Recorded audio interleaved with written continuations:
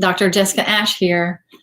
This afternoon, I have the honor of discussing what college life is like in Baghdad and other cities in Iraq, as well as hear a little bit about her controversial dissertation. So I would like to welcome Dr. Venus Suleiman Akef. Thanks for being here today. Hi, Jessica. I'm so glad to be with you, and thank you for having me in this very dear conversation with you. We used to talk together a lot before, and I miss these conversations with you. Thank you. Yeah, so I miss our conversations too. Yeah. Why don't you start by telling my viewers a little bit about yourself and how we met? Yes, so I am Venus. I'm from Iraq. I'm Kurdish, but I live in Baghdad. I finished my college in Iraq, and I am an architect. And I finished also my master's degree in Iraqi universities and University of Technology in Iraq. And my dream and my mom's dream also was to get my PhD from one of the universities in the United States. Well, that was in the beginning a huge dream, because that was kind of impossible, because I grew up in Iraq during wars and some kind of conflicts that makes studying abroad is kind of difficult and impossible. But it happened. The dream came true in 2013. I was accepted to study PhD in architecture at University of Cincinnati, and that was the time when I met Jessie.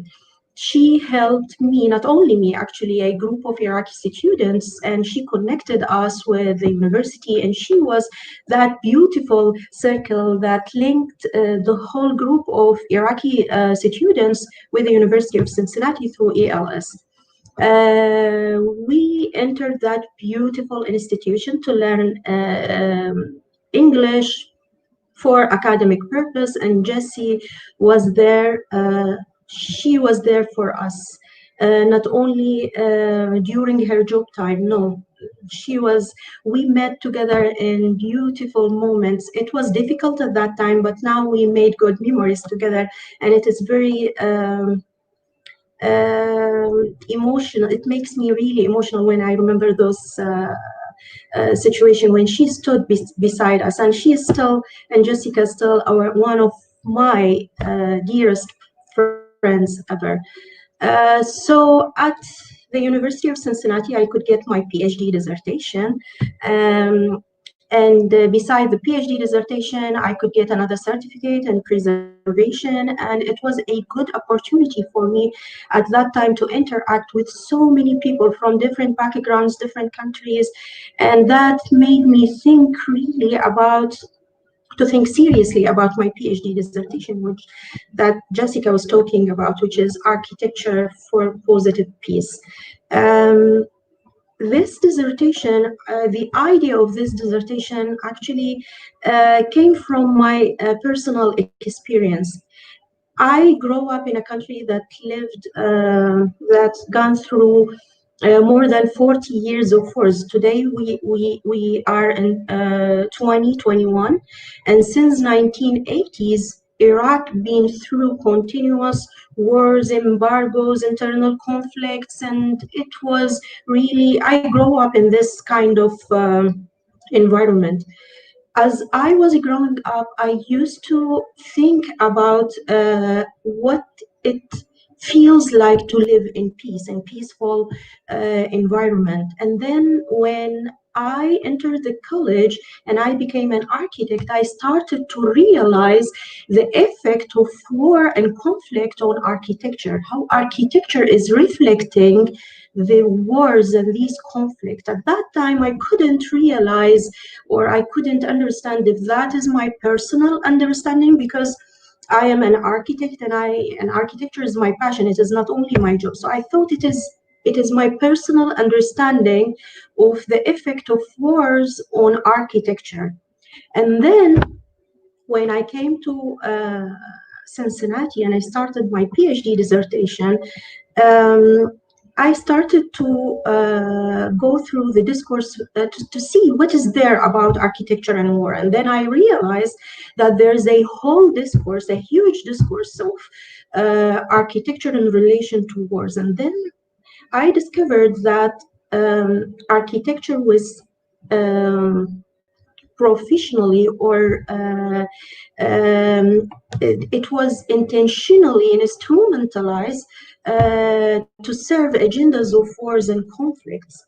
So I started to ask myself, what if we instrumentalize architecture for peace instead of war? At that time, that topic was not very much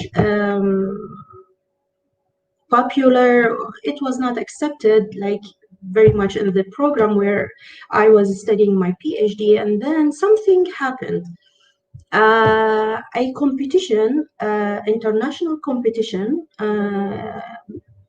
announced, and that competition was supported by the United Nations Academic Impact and the ELS, the institution where I was studying the English for academic purposes, where we met Jessica. That competition was huge. It was on international scale. So many people from all around the world has participated, and it was based on writing an essay on a subject with your second language. And I chose to write my essay in English. And in one of the paragraphs, I wrote about architecture of peace. And then I wrote why I'm thinking about this topic, what diversity means to me, what I've seen in the university life in Cincinnati, what makes me very much into this topic, and what is my reason to have this topic for my PhD. I talked about my personal life, how I grew up in Baghdad and Iraq during war and all this stuff. And then finally, I won that competition. And based on this event, I was chosen to give a speech at the General Assembly of the United Nations in 2016 in New York. And after we all gave our speech, the winners of this competition, it was very competitive and they chose us very carefully. And that was one of the junctures in my life. So after we all gave our speech, the director of the United Nations Academic Impact, Mr. Ramuda Mudaran, chose my topic, and he said, architecture of peace is now born at the General Assembly of the United Nations. And this means that we have a new strategy to operationalize or to support or to respond to the United Nations 2030 Agenda for Sustainable Development. At that moment, I realized that something happened and I have to continue on this subject. Also, Mr. Mark Harris, the director, the pre-director of the ELS, supported me so much. And those two people were behind the whole dissertation that came out in the end. I really dedicated my whole work to them. Amazing. Architecture, yes. Architecture of peace is a new subject, actually, through which I could link architecture, the whole discipline of architecture, with the discipline of peace, especially peace building theories. And I had to go through theories of peace and peace building, and I chose Johann Galting, the father of peace, and then the proposition of the genius John Paul Ledrick. He's a professor in one of the universities in the United States, and he supported my work so much. And I came out with a new framework that activates the role of architecture as a platform for peace building within conflict zone. And one of the manifestations of this architecture is heritage.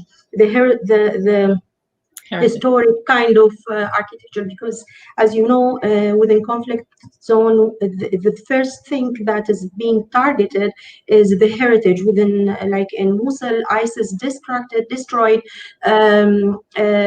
monumental historic architecture in Mosul, and the same happened in many parts in the world. So and that is why preservation of this heritage is now considered by the United Nations and supported is by UNESCO and United Nations as one of the strategies for sustainable development and building peace within conflict zone. And this is what I'm working on now. So it really is an honor for me to have you back talking about this. Thank you. You may know that the mission of my mission is to support high caliber individuals in developing nations on their quest to the global stage. And I concur with the United Nations that the idea of architecture for peace and peace building it can help a lot. Architecture and heritage has been used and manipulated and destroyed by warmongers forever. And to take that on its head, or put that on its head and say, no, architecture for peace, you guys. Exactly. It sounds simple, but it is profound. So were there any particular pieces of architecture that were important for your dissertation? Well, in the beginning, I didn't know that in the beginning where I was preparing for my dissertation, I didn't have specific cases in Iraq because I was studying the general idea of operationalizing or instrumentalizing architecture for peace. But then, step by step, I started to understand the destruction of architecture in Iraq. Mosul is an example. What happened in Mosul, the destruction of very important architectural and high-profile historic sites in Mosul. ISIS, while they were defeated in the war in 2015, 2016, they were destroying every single high-profile site in their way. And that was one of the very important cases for my dissertation that proved that that architecture was really instrumentalized to give messages of war, destruction, of violence, and everything. Now, our mission today, and this is one of the projects that I am working on now, is raising awareness among public, among youth, about the importance of preserving this heritage in Iraq. Because this heritage is the common ground that have us, we are all as Iraqis, we belong to this history. This is our identity. We need to preserve it. We need to resist the destruction by rebuilding and preserving this heritage. Now we have, during the last year, 2020, we had a project with it was a kind of collaboration with the University of Leeds in United Kingdom, University of Wasat in Iraq, and they had me as a research assistant in this project, and we have another project now to work in Mosul. This project was to raise awareness, was basically focusing on raising awareness among the Iraqi youth and to activate their role and their understanding of why it is important for them to preserve their heritage. And we had a really huge work, webinars. We exposed our students, connected them with professors from different backgrounds. All of them, they relate to preservation. And that was really one of good achievements in 2020, despite all the challenges that we all faced due to COVID-19.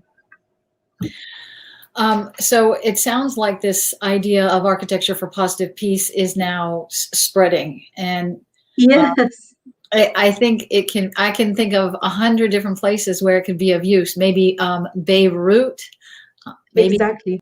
um, and other places. So, do you have a favorite piece of architecture?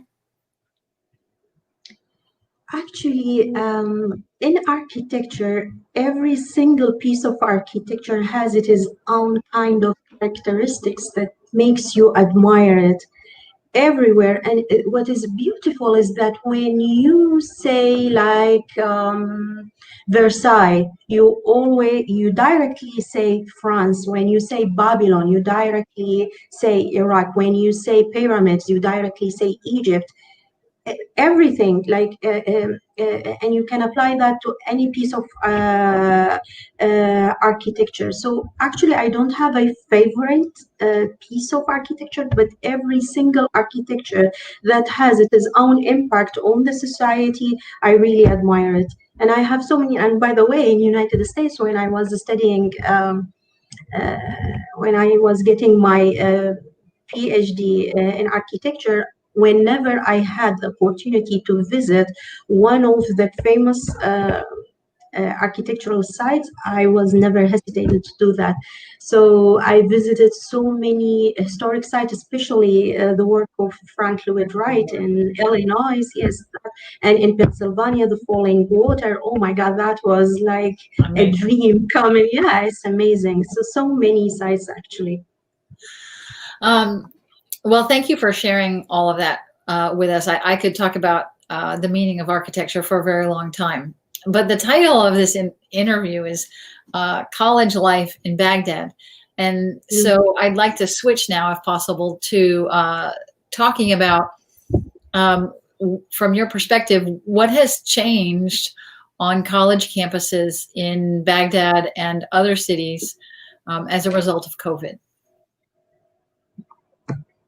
Well, this question is very important actually because it opens the door to discuss the whole structure of education in Iraq.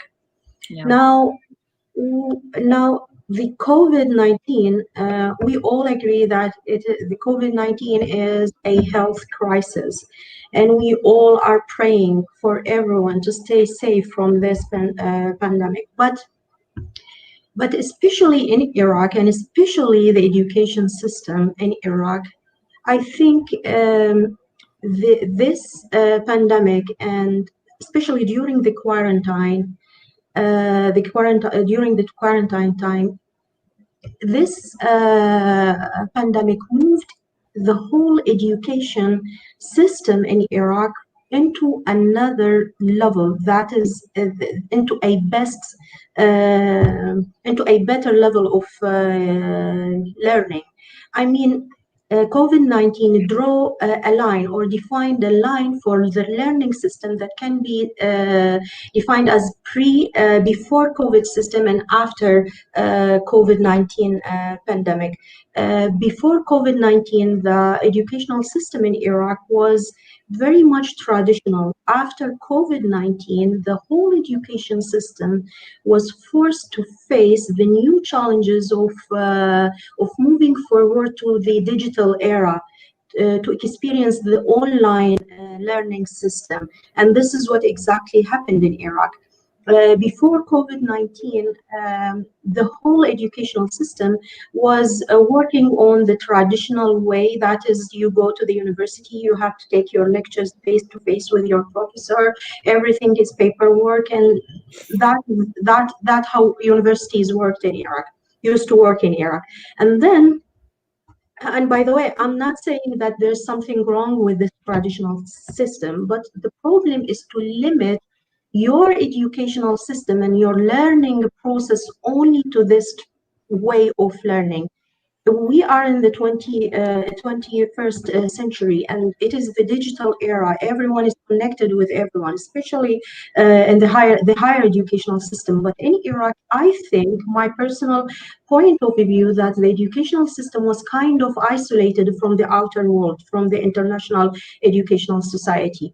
Well, there was so many reasons behind that. One of them is the more than 40 years of wars and conflicts. Everything affected the country to reach out into this into this stage. But however, what was happening is that the whole educational system was working on the traditional way, limited only to this way, and then there was a kind of isolation between the educational and learning process in Iraq and the international educational society. What happened in after COVID-19 is that within a few months, only 2 or 3 months, the whole educational system was forced to be involved in the digital era and use the online system. Yes, we had some challenges, we had some problems, but I think, in my point of view, that was normal because other universities were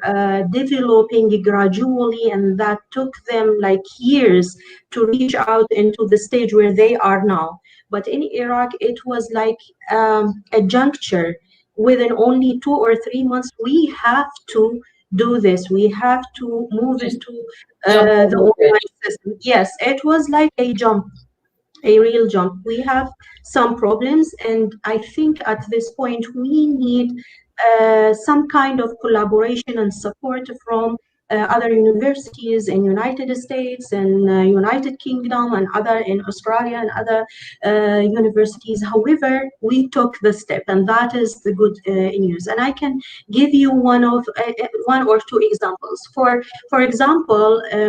In the university where I teach, where I work now, in University of Technology in Baghdad, at the Department of Architectural Engineering. And in Iraq, by the way, architectural engineering is the same equals the school of architecture, not the architectural engineering in United States. That is the civil engineering in Iraq. So in our department, let's say the school of architecture, we have students and they have capstone graduation projects.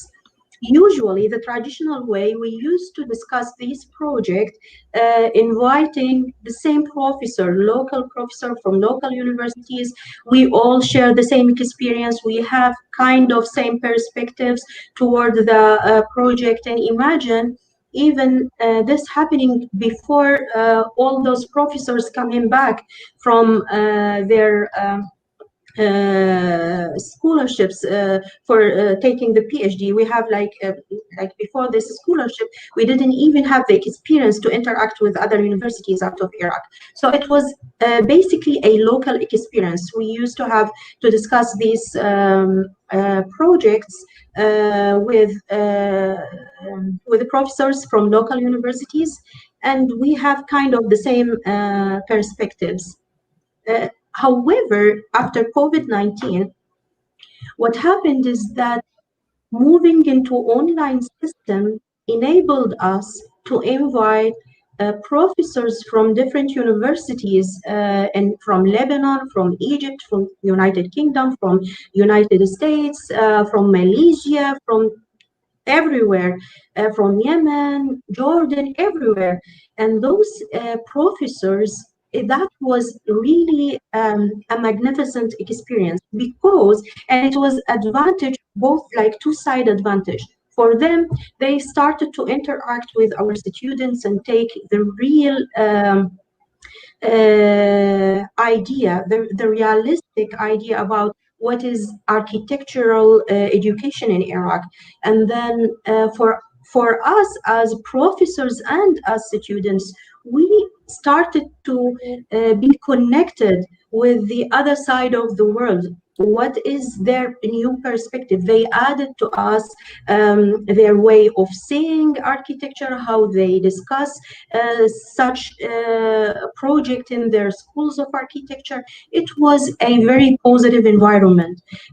These connections help everyone to update their information, to integrate their knowledge with the others, and everything went well. And our students were so happy, and they felt very confident of their work because they were discussing their project with professors from different universities from all over the world. So they felt really trusted with their work, and that was very uplifting environment. Another thing happened is. When we had I think I told you about the project, our collaboration with the University of Leeds in United Kingdom. That project included Iraq, Lebanon, and Kosovo. In the beginning, in the beginning of the year, early 2020, we didn't know that the quarantine is going to happen. COVID-19, we never knew about that. So our plan was to have a traditional conference in Baghdad, and we planned the whole work based on that. And we know that it is too difficult for professors from out of Iraq to come into Baghdad and participate physically. The physical presence in Baghdad is very difficult, due to the political unrest or Yes. safety issues and something like that. But what happened, because of the quarantine and because of the COVID-19, we had to move the whole project plan into online structure. And at that time, we could invite professors from everywhere, and that enriched our experience very much. So sometimes we could be in a very difficult experience, but we need to try to move everything to move the negatives and turns them into positive. So yes, I think before COVID-19 in Iraq, especially the educational system in Iraq and the process of learning is never like after COVID-19. We are now taking a step forward to be more updated and to be connected with the international educational society.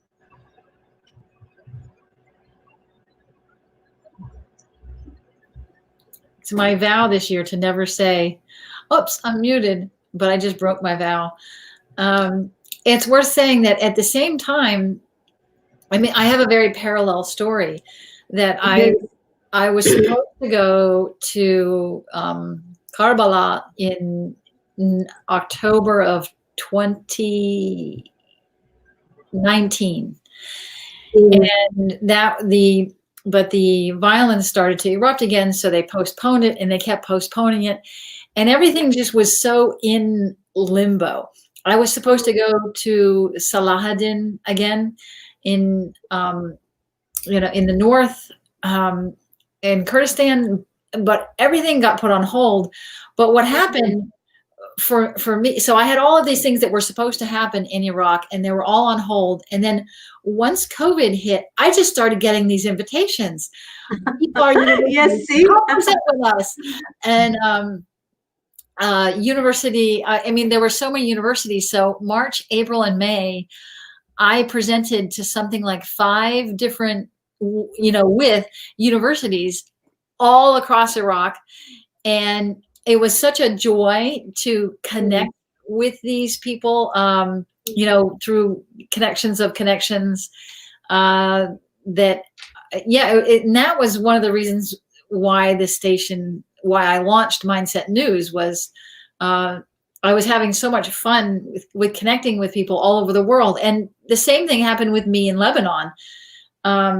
I just started connecting with a university in Lebanon and now Macedonia.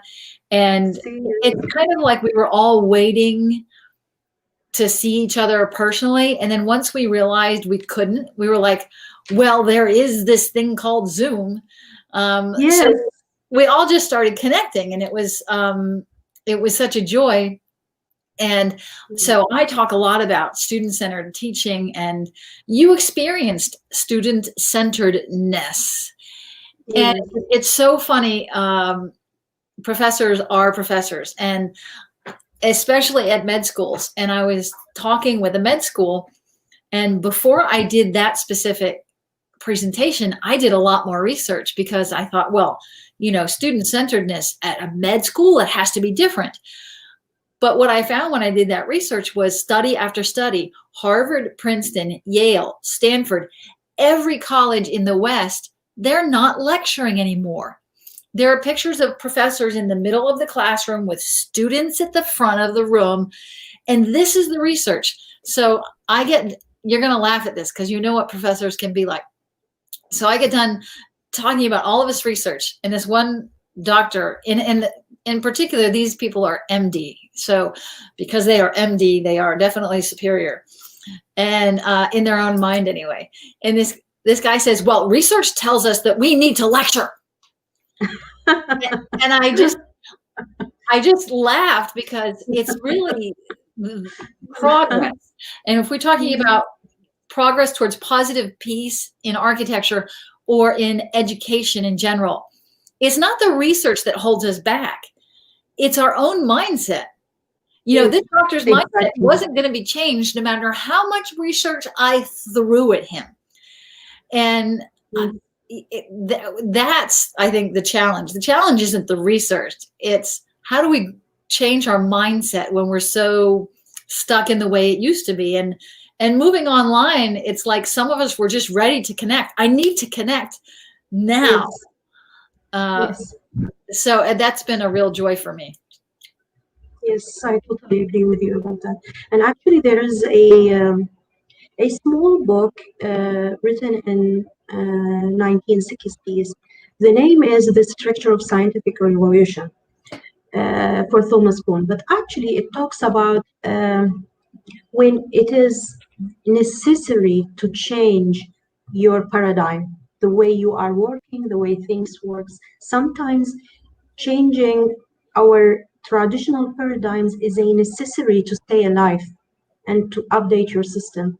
Keeping yourself in the same way of thinking, the same mindset, without connecting yourself with the other, without opening yourself to the advanced technology, advanced knowledge, advanced everything around you, that will kill you gradually. Will you end up dead? And this is what I think would happen uh, if not COVID-19 has happened. I'm talking about the The educational need. system. Uh, we needed this change. We needed to take the step. But as you said, there was a kind of mindset that I would say it is very traditional, resisting the new way of teaching, the new way of interacting with students, the new way of interacting with the whole learning system, the new way of operationalizing the learning system. So what happened, I think, was kind of positive in terms of the process of learning in Iraq. Yes, so many students were eagerly waiting for this moment to connect with other universities, to connect with people all over the world, to at least to see what is happening there, to update their information. And the same is now happening with the professors also. They started to realize that what they know is very important, what they already have is very important, but also they need to update their systems, their traditional system, in order to continue alive. Yes, Yeah. I totally agree with you. Yes. And it's like this event in nature was that spark. We were all ready to do it. It's Yes. just but there was a bias against online stuff because in person is better. And I'm not saying that in person Yes. isn't better, but I'm saying this is Yes. certainly better than nothing. And, Yes. and I can say that I have grown leaps and bounds by embracing this change. And there's something I've noticed in the US, I'm wondering if it's happening in Iraq too, that there are some teachers, okay, we're talking, and what makes me think about this is you talk about if you don't adapt, eventually you die. And Yes. that doesn't have to be a physical death. In this case, No. I'm talking about so faculty. People who are called faculty make a lot of money, and they are supposedly educational leaders. And I have been so disheartened on the one hand and really enheartened on the other. Disheartened by faculty who make over 3 times what I make, just for the record. And they say, no, I'm not teaching online. I don't have to do that. My contract says I don't have to do that, and I'm not doing it. And it's just like, we're educational leaders. We should be leading the students. There is no time more in history that students didn't need us, they needed us than now. Our students need us to be and act like actual leaders. Forget English, forget architecture. I'm talking about it's simple as right now, this connection between you and me, Venus, this is a privilege. It's an Yes. honor, and I feel Yes. so lucky to be with you. I'm talking about that kind of leadership. I don't care if it's biology or physics or medical school. Um, so, have you seen a disparity between people who have become academic and leaders and those who are not? Well, actually, this case of the differences between the leader and the director or whatever else, it happens everywhere in any institution, during work, everywhere in any society, within any context. The whole, I think, the we all need leaders more than people who are working, just having their job done. We all can get our jobs done, but leading the process, that is the challenge. I've been working with both kinds of uh, in both kinds of contexts where I have a leader with me. When you work with a leader, you work a lot, but you don't feel tired because you are uplifted. The whole environment is positive. You know you are taking a step forward to achieving something positive, something helpful. You will help others, you will help yourself, you will add to yourself. You are learning in the process of learning. Whereas when you work with someone who is just doing his job or doing her job, that is the no, that is, I can't even work. That is, it's an environment that kills creativity. Right. Uh, you will do your job, but you will feel very tired. You will feel exhausted. You will not be able to be creative, and eventually nothing, you will not add to yourself. You are just doing your job, and this is what we don't need anymore in our institution, especially in countries like Iraq, because we already been through a lot. We need leaders now to get the whole to lead these the youth in Iraq. They need help. And as you said, it is not about architecture, it is not about English, it is not about degrees. It is about our ways of thinking, our mindset. If we change our mindset, if we accept that our ideas should be free, we should free our brains, we should accept the change.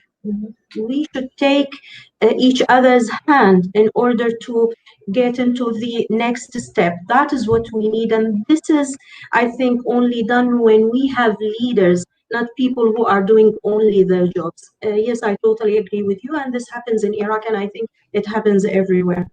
There's a funny story related to that. I was working with an art history teacher, Yes. and I've worked with obviously language teachers too, but an art history teacher said to me, everybody knows the only way you can learn art history is by sitting in a dark room and staring at pictures for an hour and a half a day. I was like, wow. And it just baffles me that, and there was a language teacher who said to me, well, everybody knows the only way you can learn language is by declining verbs on a board. And I was like, oh my God, there are interactive ways to do that, student centered. It's the student's brain that needs to struggle. And that student's brain needs to struggle in a safe environment. Yes, So in a safe more, environment. Totally more agree than, with you. yeah, Yes. more than us going blah, blah, blah. It's us setting a space where the students are safe and encouraged and inspired to grow. Exactly. Exactly. And that's what happened to me at ALS, by the way. Yeah. When I moved into that safe, small, little environment at ELS, that small, beautiful building inside the campus, that was what you call the safe environment for me. Everything around me was positive, was uplifting. People around me, including yourself, you were all of you supporting us. It was a safe place for me to rethink everything around me, to re-understand the world. Something in my brain has changed. While I was learning English, actually, my ways of thinking, my mindset was changing, was growing. I could do that because I was living in a safe environment where everyone around me was supporting, uplifting. And the result of that environment is architecture for positive peace. I always say that this dissertation, this topic, which was announced at the General Assembly of the United Nations, was the result of that beautiful, very special experience at ELS. That safe environment enabled me to be creative, to reorganize my brain, to have a new way of seeing the world and people around me, to accept diversity, to live in peace with others who are different than me. Yes, I totally agree with you. It is the mind, the way of thinking, and having peaceful environment that will get us into a better place. Yes, And that peace has a lot to do with people. Uh, yes, it's not just, it's not like some generic concept of no, peace. That I remember when you arrived, you were very sick, and I knew you had a fever. yes, And I yes, said to the director, I said, she needs to go home. And because, yes. and You drove me home. yeah, Remember? and you were like, no, I can't miss. I'm like, your health comes first. And Yes, this is about people creating peace and yes, creating, like, I knew you were competent, but you were so afraid of missing 1 minute that somebody would judge you. And yeah, one of the reasons why I think I bonded so permanently with you guys was that I was myself coming out of a space that wasn't safe. And so I was moving into this safe space myself. And so it was like we were both clinging to each other, and we had the same kind of energy, like, I need a peaceful space. Can we create this? And we created that yes, along with other people, and we have now grown that safe space. yes, exactly. I totally agree with you. And I wouldn't have Yes. accomplished the things I've accomplished since I met you if I Me hadn't too. moved to a safe space. Um, Me too. Yes, I I've totally accomplished agree with so you. much because I have a wonderful, supportive spouse who just keeps telling me how brilliant I am, and um, I know. And now I have these friends all over the world, and Yes, it's such a joy that the world is our oyster. yes, exactly. We became a family. Yes, a global family. And after Yes, COVID, we will all physically get together and hug. yes. We can hug each other online. Okay, so we've kind of run out of time today, Venus. Is there anything else you'd like to say to our viewers that might be watching? Well, the last thing I want to end this beautiful conversation, as usual, with you. In peace studies, there is a professor. His name is John Paul Lederich. He is a professor in one of the universities in the United States. And he is one of the major contributors, key contributors to the theories of peace building, to the discipline of peace and peace building. In one of his books, which is The Moral Imagination, I think that was his last book, latest book, he said that peace building, like for them as mediators and peace builders, for them, they provided us with the basic lines through which we can resist war, resist violence, and build peace and better environments. But however, what he said that peace building is a collaborative work. Everyone from his position can contribute to the process of peace building. Peace building is not something inclusively, is not something inclusive. Everyone can contribute, and it should be like that. If not everyone had contributed to this process, peace will never be built on global scale. So I really encourage everyone and to just contribute to the process of peace building from your position. As you said, yes, this is the book, The Moral Imagination. Yes, this is a huge book for John Paul Lederer.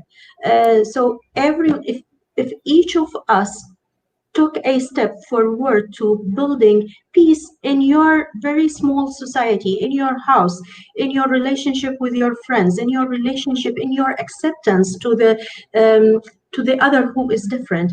Actually, you are building peace. So it's a collaborative work, and it is our responsibility. It is the responsibility of all of us to build a peaceful society in order to have the new generations to live in a better future. We have to prepare that future for them.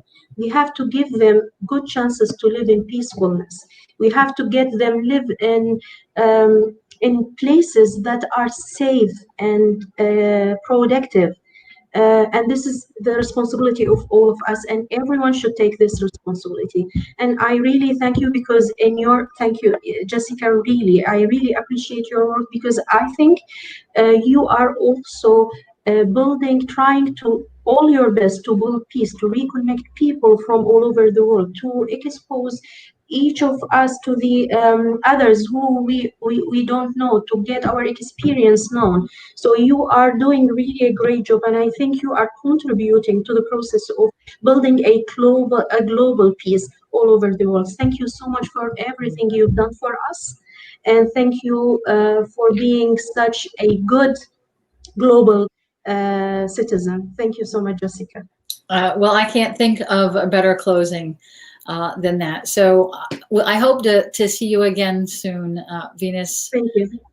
All right. Thanks for being here today. Thank you so much. Thank you. You've been listening to me speak with Dr. Venus Akef about architecture for positive peace and higher education around the world since COVID. Thanks for being with us today.